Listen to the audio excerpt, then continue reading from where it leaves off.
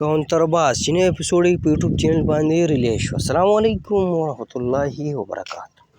ملګرو خبرو کو ته پښتو بهترین سیریل چې نوم دی کنترباز ای لپاره ګډ نیوز او بد نیوز. ګډ نیوز په دې باندې چې نه اپیسوډ ته کم ملګري په انتظار وو نو نن نه اپیسوډ په یوټیوب چینل باندې ریلیز شو. دی په خوري اپډیټ درکو او بد نیوز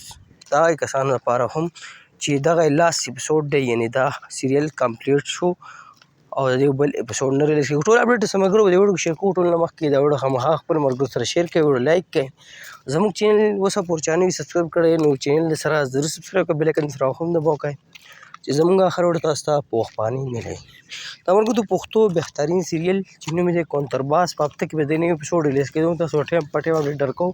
خو تیر یو دوه هفتو نه اپیسوډ نه اپلوډ شي یعنی اوس دا بل نه اپیسوډ ډېر ملګرو انتظار کوو اوس اپلوډ شو دی کوم سټارکا شم تسکین باندې کار هم چې وقار جانی سلما سواتی لیلا سواتی نسیم پهلوان نیم مخلص خالد یاسمین زرداد بلبل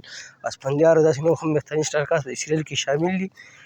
ملګرو سیریل چې کوم چینل باندې سٹارټ چینل نوم دی وقار جانی افیشل تاسو لاړ شئ یوټیوب کې وقار جانی افیشل دا نوم لیکئ یا د ډرامې نوم لیکئ تاسو چینل وک دا ډرامه میلاو شي.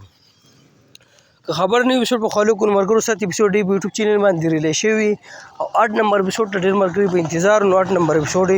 اوس په یوټیوب چینل باندې ریلیز شوی تاسو کته شي په وقار جانی افیشل چینل باندې. که خبرو دا بل اپیسوډ په خالو کو مرګرو دا 8 نمبر دا لاست اپیسوډ چې په یوټیوب چینل باندې اپلوډ شو ډېر انتظار نه پس خو دې نه بعد دی کنترباز بل نوی اپیسوډ نه راځي ولې دا لاست اپیسوډ تاسو کته شي چې تمنیل هم تاسو پته لګي او دې نه بعد به بیا ګورو که دوی نه سیریل شروع کوو یا نوي ډرامه اپلوډ کوله دا کنفرم ډیټ یا معلومات راتله به موږ تاسو ته ټایم په ټایم اپډیټ درکو. خو اوس د کنترباز دغه لاست اپیسوډ او نه اپیسوډ چې په یوټیوب چینل باندې ریلیز شوی ډېرو ملګرو تمه کوله انتظار یې کوو کمنټ یې موږ ته کوو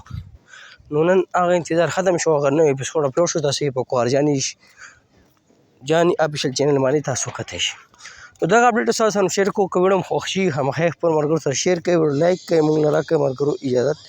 پر روانه ورکوم الهي د الله په امان وسلام.